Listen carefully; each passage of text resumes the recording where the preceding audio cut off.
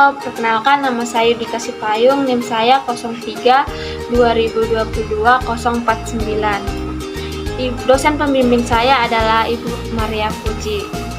Baiklah, di sini saya akan menjelaskan sistem anatomi fisiologi, sistem hematologi. Selamat menyaksikan.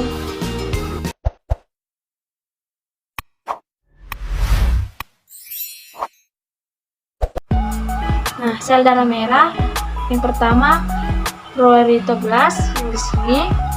Nah, prioritoblas atau prolongoblas adalah tingkatan pertama dari tingkat perkembangan dari eritrosit, bentuknya bulat atau oval. Yang kedua ada polikromatik eritoblas. Sebelum menjadi eritrosit, prioritoblas akan menjadi polikromatik eritoblas, kemudian akan berubah menjadi eritrosit. Yang ketiga ada eritrosit.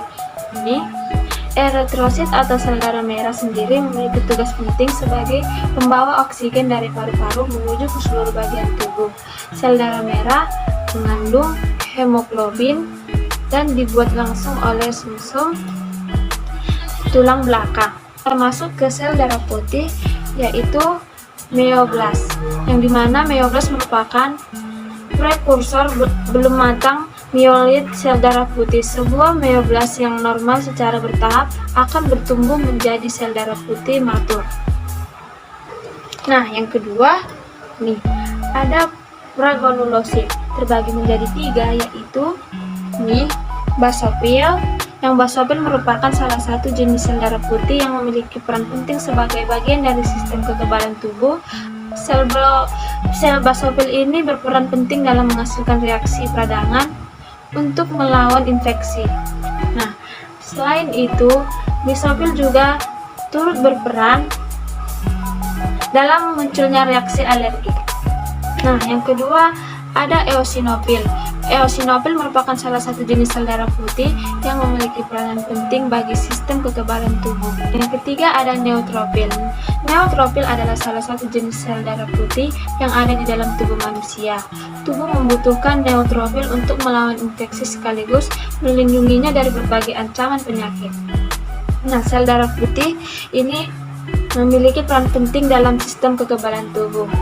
Ini dinamakan granulosit. Nah, selanjutnya ada limfoblas. Ini limfoblas yang merupakan sel darah putih jenis sel limfosit yang dapat menandai leukemia. Nah, selanjutnya ada limfosit. Ini limfosit merupakan jenis sel darah putih yang merupakan bagian dari sistem kekebalan tubuh. Nah, selanjutnya ada limfosit. Limfosit ini merupakan jenis sel darah putih yang merupakan bagian dari sistem kekebalan tubuh. Limfosit bertindak memerangi benda asing yang masuk ke dalam tubuh. Jenis sel darah putih ini terbesar di seluruh tubuh. Nah, selanjutnya yang ketiga ada monoblas. Ini monoblas ini merupakan seri sel leukosit pada darah, tapi dan sumsum tulang belakang yang paling sulit diidentifikasi, baik pada orang sehat, penyakit infeksi, dan keganasan hematologi. Nah, yang keempat ada monosit. Ini monosit ini merupakan salah satu jenis sel darah putih yang berfungsi untuk melawan infeksi dan meningkatkan kekebalan tubuh.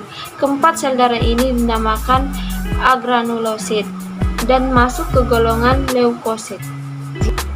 Leukosit adalah nama lain dari sel darah putih yang merupakan sel-sel dalam darah yang membantu tubuh melawan infeksi dan beberapa penyakit.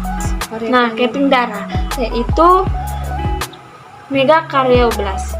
Nah, kita masuk ke keping darah yaitu megakaryoblas. Megakaryoblas itu adalah sel prekursor paling muda yang membentuk trombosit.